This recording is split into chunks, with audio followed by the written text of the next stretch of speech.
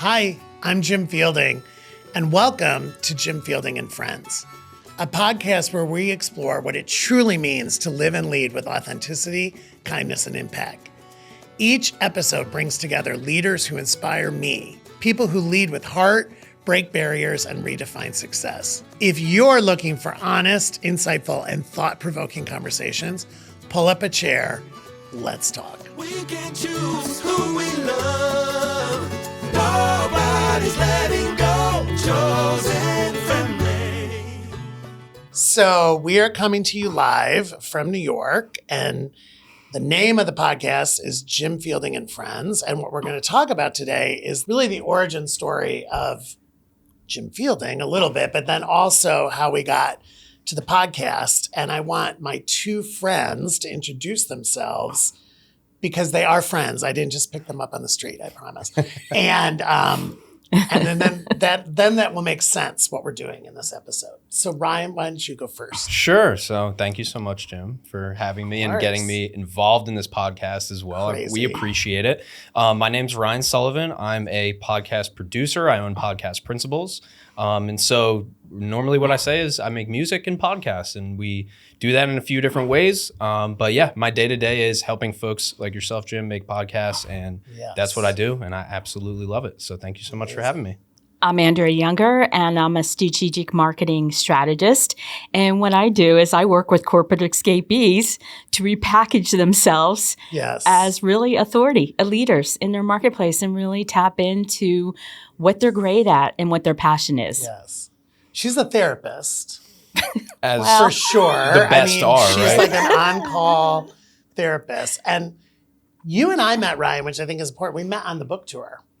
Yep. You came, I remember, Barnes & Noble on Penn's campus in Philadelphia. I totally remember. And you came up to me afterwards and you said, if you're ever interested in doing a podcast, keep in touch. And we did. And you were so patient. I remember that because it took me forever. And I asked a ton of questions and I was freaking out about if I should even do a podcast, and you've been great. So I can't believe we're here. Yeah, I appreciate it. Yeah, it started a year ago, Jim. We met through LinkedIn. We did. It's the new neighborhood, the virtual neighborhood. It is.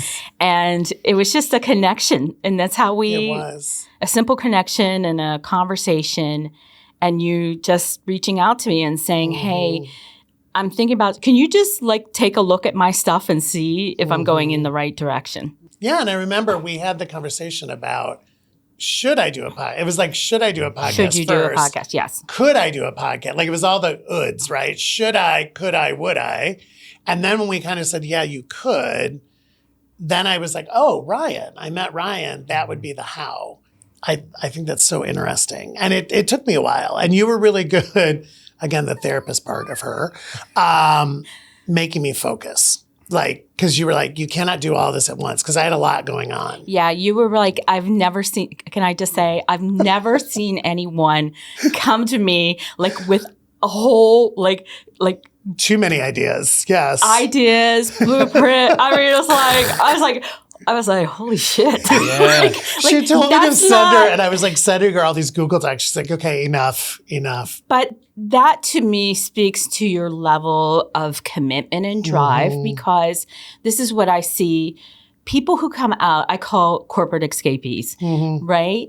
It's so difficult to make that jump from that corporate world to being your own, and how you repackage yourself, because what you did doesn't necessarily translate the same way when you're an entrepreneur. And that's where we are in this whole podcast, video, content creation. It's like we used to be able to pretty much do it ourselves. But the wheel, there's so many spokes on those wheels that you have to really start with what's going to be achievable first, and then build out from there. Because you have to get some wins under your belt. Well, and I always knew, I think if we talk about the origin story, the book is what started it all, right? And the book, All Pride, No Ego, which is behind you there and behind him, it was admittedly a side hustle. I was doing it nights and weekends. I wrote it nights and weekends. in addition to working full time. And when it worked, which as an author, you don't know. I mean, you put it out and you hope you get good reviews and you hope people find it and you hope people actually buy it. When it started to work, and that's when I met Ryan, I was on the book tour and I was doing these book signings and book talks and fireside chats and all that kind of stuff. And in the back of my mind, I was like, oh my gosh, this is working. And there's messages in the book that people needed. I never really realized, like I hit a moment in time because my messages of authenticity and kindness and empathy and belonging and inclusion were kind of coming out at the same time that we were in that kind of nasty election that we all remember. And, you know, the negative campaigning ads and all that kind of stuff. And so in the back of my mind, I'm such a podcast fan. I listen to so many podcasts and I watch podcasts. I thought, oh, I'd like to do that someday. And I was podcast guesting. I was a guest on a lot of podcasts. And so every time I was on a podcast, I was like, oh, I like how they did that, or I do that one a little bit differently. And so I do feel like the last 18 months, really since the book, and I guess we're even past 18 months now, but I've been studying the whole time. And so it just felt natural. It felt like the right time. I think it's just who you are too. Yeah. You're a person of conversation. You love to talk. You have this welcoming personality. And it's just what fits you too, right? And I told you when we talked, I read your book. I was actually, I've been in this thought leadership area for a long time. I've seen the good, the bad, the ugly. Yeah, for sure. But I told you, I said, I was shocked. A lot of people talk about authenticity, but they're not real. And when I read your book, I knew there was a lot there because you went places where I was shocked that you went. Yeah. And you know what? I shocked myself, but yes. But you put it out there. And I think that, maybe this started, 2 years ago, but it's even more relevant where we sit today.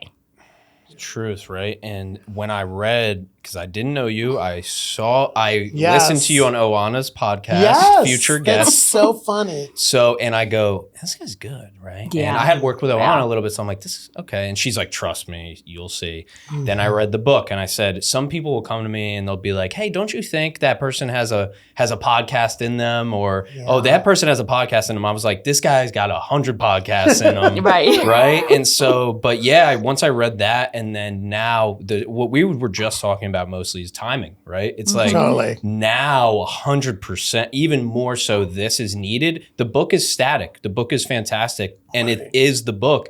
This is a version that is now a livable, modern, in terms of timely version of the book that updates, and you get to include everybody else's story too. So I think it was a perfect layup on top of what's going on in our culture now as well. This is basically mandatory. Yeah. No, that means a lot. No, I totally agree. Like, again, because after we talked and got to you should do one. You're right. Then it became how and when. Yes. Right. Yes. And that's when you and I talked and I said, I want to do these in person. Of course, I'm going to do all kinds of episodes on the podcast. Of course, some of them will be virtual because some people, like Oana, that I want to interview live in Europe, and I'm not going to be flying around the world doing studio talks. But I want a lot of them to be in person, and I want a lot of them to be very conversational and very authentic, and like friends are sitting and talking. Like I really want that, and I want the listeners.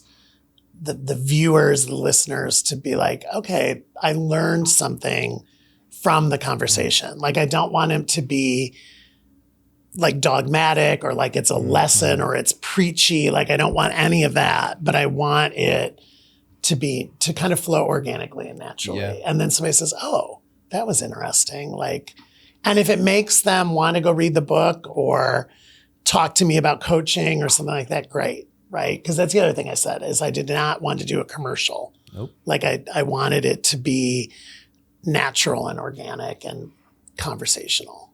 So I'm super excited. I'm proud of you. Oh, that's so sweet. I am so proud of you, Jim, because I've worked with a lot of people, and a lot of people say they want to do it. Yeah. But I have to say, like, you put in the 1,000% work. I mean, if there was a course, you were doing it. Like, Totally. learning to be a content creator. That's another one. I mean, a Oh, lot it's of so true. a lot of people don't make that commitment.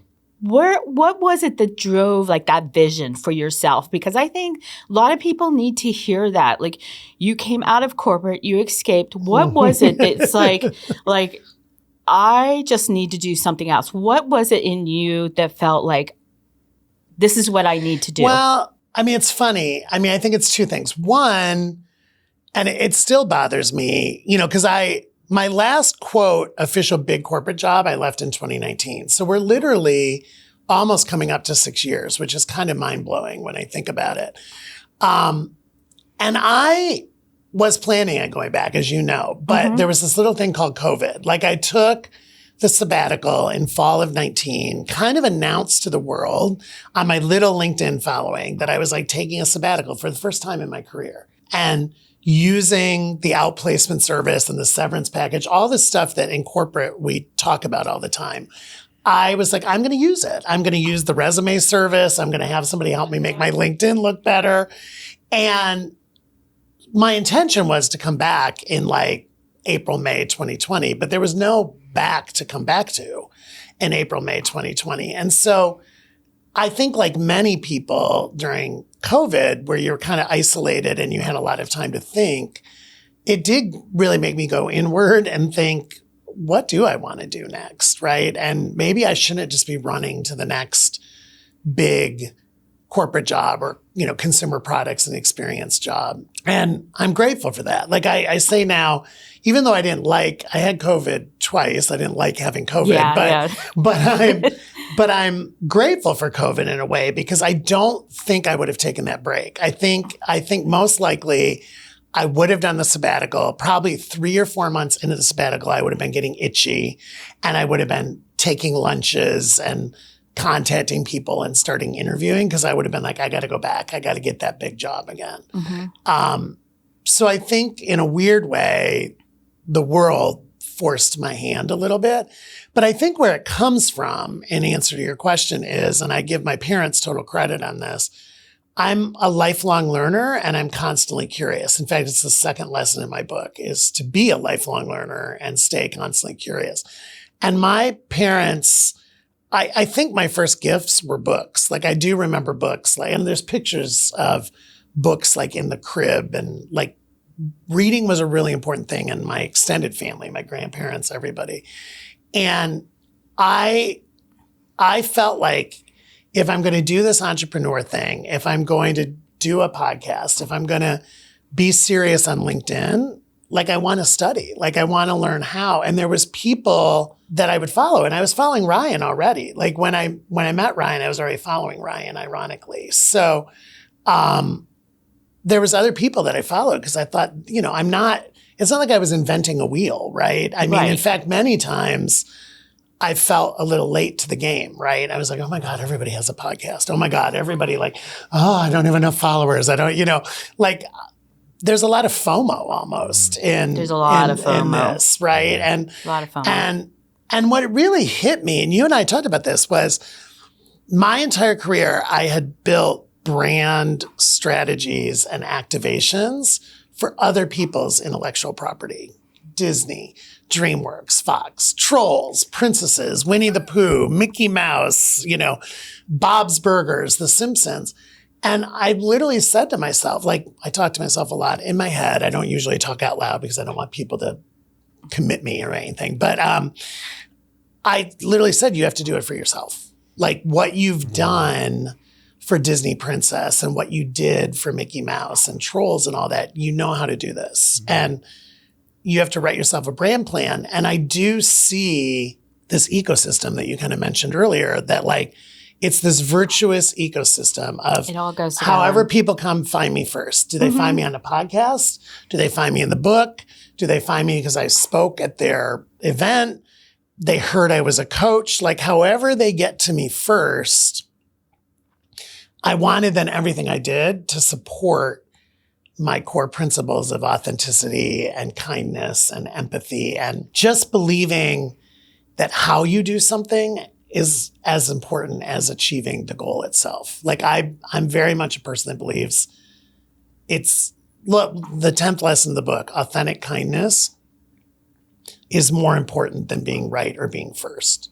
Like that pretty much sums up me. And so I was like, if I'm going to do it, I'm going to do quality. Because I hope people that do know me know if I'm going to do something, I'm going to do it right, to your point. Like I'm like a dog with a bone. I am. Like once I'm in, I can attest in. to that. Yes. Once I'm in, I'm in. No, you should not do that. She's good though, because she says no to me. That's the funny thing, is that the people who work best with me know that I actually am.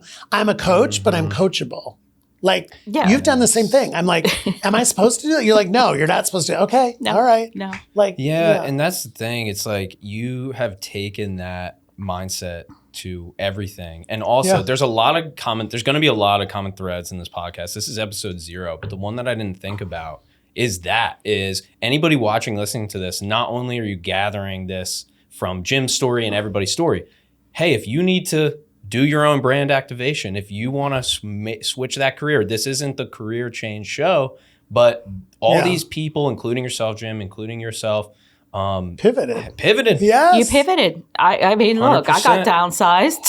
Yeah. I got fired. I was a telling nasty Jack. breakup, business breakup. Yeah. I mean, Totally. I was telling Jack on the way here, it was shout out to Jack, my right-hand man in podcast principles. I was here in 2019. I was working in the city for a startup marketing agency that would literally scam people.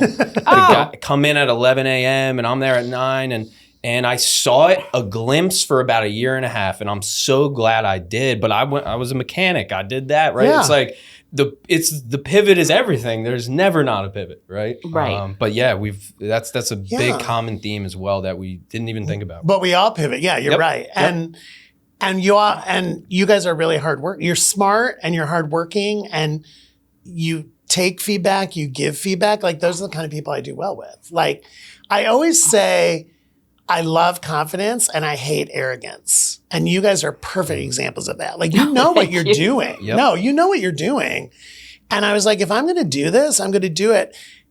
I think the great thing about aging and working in corporate as long as I did, working in Hollywood as long as I did, is, it's my podcast, I can say it. I have a no asshole rule now. I really do. Like, people ask me my filters about what projects do I choose to work on and who do I like to coach with? And I'm like, one of my first filters is no, and people think I'm making it up. And I'm like, no. I've spent a lot of time with not nice people and people who were manipulative and unkind. You worked in corporate. You didn't have a totally, choice. And I knew, you didn't have a choice of who you worked with. Now you do. I knew how to play the game. I knew how to surf corporate, and I was successful at it, but I didn't always love it. And I was like, if I'm going to do this, and it's, quote, my brand and my company, I'm going to do it with people that I actually want to spend time with. And I think even like the guests for the podcast that we have lined up and the people that I'm thinking about in my head of who I want to ask, it's actually people I want to have a conversation with and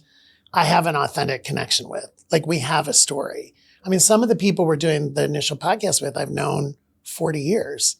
Like, you can't make that up. And, that when I was kind of putting together the guest list, I was like, okay, who would I want to sit and talk to? And well, first off, who would do it? But also, you have a lot of people.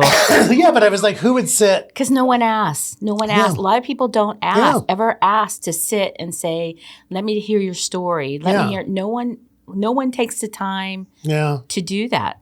Yeah, and I think that's So I don't know. I feel like we have a path, we have a strategy, but I don't 100% know where it's going to go. And I think that's fun. Like, I don't know. Yep. I don't know every guest yet. And it's a little bit like when you do it, it's like when you write a book, you put it out there and then I want to see what the community says. I want to see what the listeners and the viewers of the podcast say, and we'll adapt. I mean, because I think, to your point, we're all pivoters. I'm always learning and growing. I never want to be done. I think that's a lot of this. I just didn't, like, the thing that bothers me most is when somebody hasn't talked to me in a couple of years and I'll get like a DM and they'll be like, I thought you retired. And I'm like, retired? Like, how did I get that word out? Like, no, like I'm not.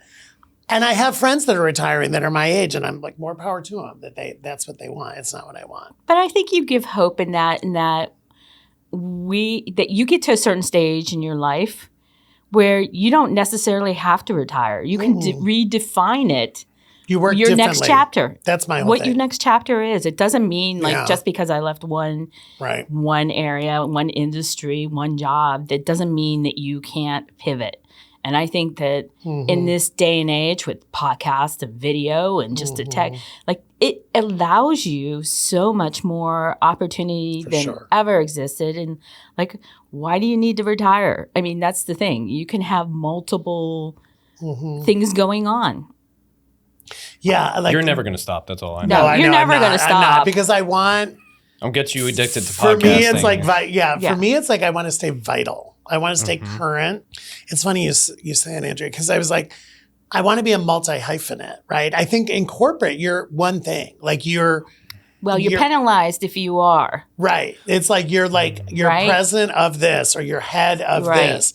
And I was like, no. And even now when like I meet people and I introduce myself, they're like, what are you? Like, what are you doing? And I'm like, I'm writing, I'm speaking, I'm coaching. Now I can say I'm hosting a podcast. I mean, and I like that multi-hyphenate approach. It's not that I have like adult ADD. I like doing it all. Like I like, it's not that I can't focus. I like doing it all. And I do feel it's all connected. It's in my brain, it all somehow connects. I feel like we've been planning this a while and like each week, I'm like, oh, it's almost here. It's almost here. Yep. Yeah, it's almost here. April, May. Now it's here. I know. We're at the end of April going into May. And I'm like, oh, it's really here. I'm so excited for this. I'm so excited to watch you explore this too. Yes. You've like with the book, it's like you have to dive into that world. How does this work? And then, we're doing this podcast too. Like, I don't know where it's going to go. I'm just there. Hey, I'm the strategy guy. I'll come in. Here's your roadmap. Like, here's the plan. I'm so excited to just watch you unpack this. The book is also very, writing a book is pretty isolating, actually. It's like very much you and your brain. It's cathartic because you're getting a lot of thoughts out, on paper. And I was a journaler my whole life. And so to me, it was just like a lot of journaling in a way. But this is very collaborative and interactive and involves other human beings. And that, I think, like, I like that the best. Yeah. And that's what this is. Like I said, this is like the live version of those lessons through all of your guests. So what do you, Jim Fielding Friends, what do you envision for like just the podcast and now getting into this arena? And like, we just laid all the foundation, why we're here, what this is all about, where, the pivots between everybody.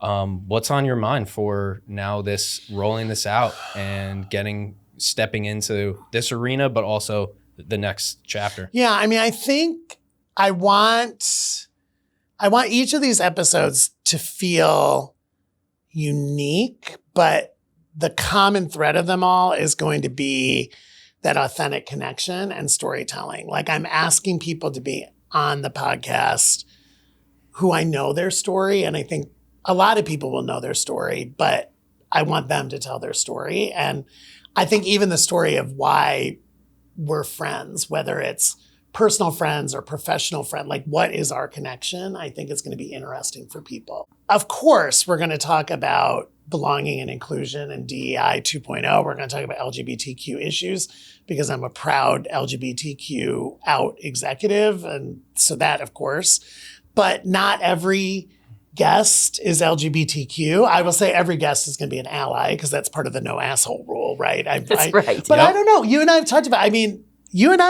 this. Maybe as I get bigger, a year from now, I would have a controversial guest that maybe if they're willing to come in and have a conversation with me, I'm willing to have a conversation. Maybe someone who isn't a true ally of the community. Maybe. I think we'll talk about leadership. We'll talk about making positive impacts on the world. We'll talk about leading. I know everybody that's coming, especially in the initial swings, is is more of an EQ leader. They lead with empathy. They lead with kindness. They actually care about developing teams and developing cultures and developing their people. But they're all super talented in their own ways. I think it's going to be an interesting mix. Like to me, it was almost, it sounds weird. When I was working on the guest list, it's almost like, who would I want at a cocktail party? If that makes sense. You know what I mean? Like, who would I want, or who would I want at a dinner party? You know, like those games you play. It's like unlimited questions. Right, like living or dead. Like people ask you, if you could have 12 people at your dinner party, who would you have? I kind of felt like that's what I was doing. But I think that's an important point, Jim, is like, I had to go back and revisit that myself because a lot of the industry teaches you start with a product, you start with a service. When really, when you are in sort of that knowledge space, you really have to go back to with who do you really vibe? And I did this because I got so frustrated with LinkedIn and the kind of crazy whatever. But I really went back and I really thought about who do I really vibe with first? Because that's how we connect with people. It's through shared interests and shared concerns and things that we love. And so for me, I thought about who would I invite to my house in Cherry Grove. Yeah, exactly. And sit by the pool and drink Prosecco. Yep. No, I think it is. It really, I started writing it out. And that's sort of how I wrote. It was the corporate escapees. It was people who had like this lifelong interest in learning, open mindset. So I think you're right on the point that people really need to think about that and how important it is to be able to vibe with who you want to bring into your life. Yeah, it has to be comfortable. I think if it's not comfortable for me, then I'm not going to be natural and authentic. No, and you're not going to it's going to feel forced. And I don't want it to feel forced. And I know even as a guest, to your point about the vibe thing, some podcasts I've been on are better than others because I'm vibing more with the host, right? Or I'm vibing more with the questions. I don't feel like I've done a bad podcast yet. Like I'm pretty proud of all of them I've been on, but some of them are just better than others. And I can tell kind of when we stop, even as a guest, you'll be like, oh, that was a good one. Like, and it also happened to me on the book tour because I ended up doing a lot of fireside chats or people interviewing me, and just some interviewers were better than other interviewers. And I could tell the ones that had really read the book versus like skimmed the book, right? And I knew, I'm like, that was a better fireside chat than I did last week, right? And I would think about why the interviewer was more prepared or they had read the book. Or even if the interview asked me, like I sent them better questions, right? Like I primed it a little bit better. But my whole thing, I'm so grateful for anybody who reads the book or listens to the book or will watch this podcast or listen to the podcast. Like, and I'm just so much about like, am I adding value? Am I adding value? Right. And it's not like 40 minutes of like the most profound things you've ever heard, but is there just one or two little pieces that people can take away? Like that's such a driver for me. And it's the podcast that I choose to listen to is where I feel like, oh my gosh, like I'm taking just that little bit away, not the entire thing. Like I find the thing, I might find the entire episode entertaining, but it's one or two key learnings. I mean, that's really where I am. Make the music you want to listen to, right? Yeah, that's totally. right. First, that's you're right. the first listener. And I think we laid a foundation here. We did. For sure. Definitely. I feel it. No, I'm so grateful to you both because you gave me the confidence. You pushed me. I mean, you coached me. You pushed me. Hope I wasn't too hard. No. It was. No, there's you like can be too hard. I'll be right in the middle. Yeah. Like it's like Goldilocks. No, but this is Jimmy. I've done a lot of podcasts, produced a lot of podcasts. You're perfect for this. I'm so excited to just see how it pans out. I think for everybody listening, trust me, we don't even know. So join us on the ride. It's gonna be a ride. And you can help it's gonna create be a fun it, honestly. Please send us Will, comments. right? Exactly, 100%. Listen to the episodes and give us give 5 your stars. comments. Yeah, give us 5 stars. But give your comment. I mean, that's what I tell people all the time. Like, even people that read the book, I'm always begging them, go on Amazon and write a review. Go on Goodreads and write a review because I actually do read them. And most of them are good. Some of them aren't good. But I learn from all of them. And because I want to write more books and I want to do more podcasts. And so like I said, I want to be adding value to people's lives. So, I mean, seriously, I am serious. Like, please give me feedback. Good, bad, and different. I can handle it. You end up, as you put yourself out, you and I have talked about this. When you put yourself out there, you have to have a thick skin, like you do. And I knew in the book, I was sharing stories and things that many people who've known me my whole life had no idea. And, my key early reader was my sister. I'm sure my sister will be on the podcast, I think. But my sister is like a recurring theme in my life. I have one sister, younger sister. And I knew I had to have her be an early reader because many of the stories I was sharing were her stories too. And it's funny because she and a couple other of my friends who were early readers pushed me to go even farther. And they're like, no, we know the story. You didn't go far enough. Like you scratched the surface. And when my sister Jill gave me the permission to go farther, I think the book got better. And when she called me and said, okay, I just finished chapter 3 and I cried through the whole thing. I'm like, is that good or bad? I was like, really like, is that good? Or she's like, no, like you captured it. And she and I think it was healing for us. And she actually called me at one point and was like, I didn't even realize, because she's the younger one, like how much I was shielding her from. And she was like, I guess I have to say thank you. Like it was a really interesting moment. And then friends of mine, because I read about my divorce, spoiler alert, I had a divorce. And friends of mine were like, you're taking too much of the blame for the divorce. Like we were there. Like tell the real story of the divorce. And I was like, okay. Right. And that was interesting. That's interesting. When you talk about LGBTQ world, I was married to a man. My two dear, dear friends who happen to be straight men, huge allies, were the ones that pushed me the most and said, we were there. We were watching you go through this. You are not telling the whole story of that divorce. And I just think it's so interesting that it was like the straight guys who are married and dads and, like have their wives and have these great relationships and these adorable kids. They were the ones that like, you didn't go far enough. People use it on me all the time. You know this, Andria. You said you were going to be authentic. That was inauthentic. You're hiding stuff. If you're going to go there, and they would tell me like what page I didn't go far enough on, right? Like in the early reading. Sometimes you open Pandora's box. Yeah, and I was like, you don't really? quite know what's. And then I would write like a couple paragraphs and send it to them. They're like, farther. I was like, okay. Never underestimate an ally, right? But that really speaks. Truth tellers. But that really speaks to your support network and people around you that they're willing to say, like, you need to go a little deeper there. It takes the village. Not to steal from Hillary, but it takes the village. And I'm blessed that I've got an amazing natural family, organic family, my relationship with my parents and my sister and my brother-in-law and my nieces, but my chosen family is huge. And I think, again, learning something, if you ever want to write a book, that early reader, which again, no one really told me, but then all of a sudden my editor was like, you really should have some early readers. And like, I had like 22, 23 early readers, and I purposely chose lots of different kinds of people in that group, but they were all truth tellers. And I told them, I said, you are an early reader because I trust you to not edit yourself. Like, if you're going to help me make this the book it can be, you're going to have to tell me the truth.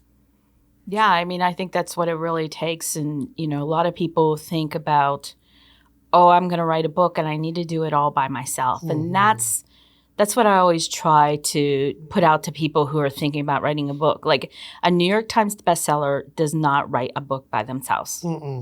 It takes a whole village of people and people to think about, like, what are you going to do with this book? Yeah, totally. Right? Yeah, it's not just I said that over and over again. It's not just a vanity project. Same way I feel about the podcast. Like, I'm not doing this as a vanity project because I like to hear myself talk. Yeah. So, no, this is a lifetime. This network is a lifetime. The Chosen Family is a lifetime. You don't just get that. No. You don't get this guest list. You don't get, and it's not the profile. It's literally the collection of all these people. That's your life, Jim. That's a lifetime building that up. And so. it's going to multiply on itself. And then, I can see and then it. I call the power of the podcast is going to take way. Yeah, and then the guests are going to talk to this guest. And then now that they bring you another have teased me about this. And then I'm they're gonna waiting to be feel like, that. it's so I once heard you it's out had there. a podcast. I was wondering, like, how do you get on? You know it's coming. Yeah, the networking superpowers, man, that happens. But That's a high grade problem. Like I would love to have too many guests who want to be it'll on. happen sooner than rather than later. I can handle that. I love it. Love it. Good. Thank you, Jim. Well, thank you guys for being here. Thank you honestly, for including us. Oh my gosh, I can't wait to do this journey with you guys. So I'll do the plug. Yeah. If you don't mind, which Do is the plug. Thank you so much for tuning in and listening. We're on Apple Podcasts. We're on Spotify. So make sure you follow, subscribe. We're on YouTube and all the social media. HiJimFielding.com for everything else. Thank you so much for listening to this episode 0. And now go listen to the podcast. Thank you so much for joining us today. If you enjoyed this show, make sure you leave a review, subscribe, and follow us on your favorite podcast platform. We appreciate you and look forward to seeing you soon.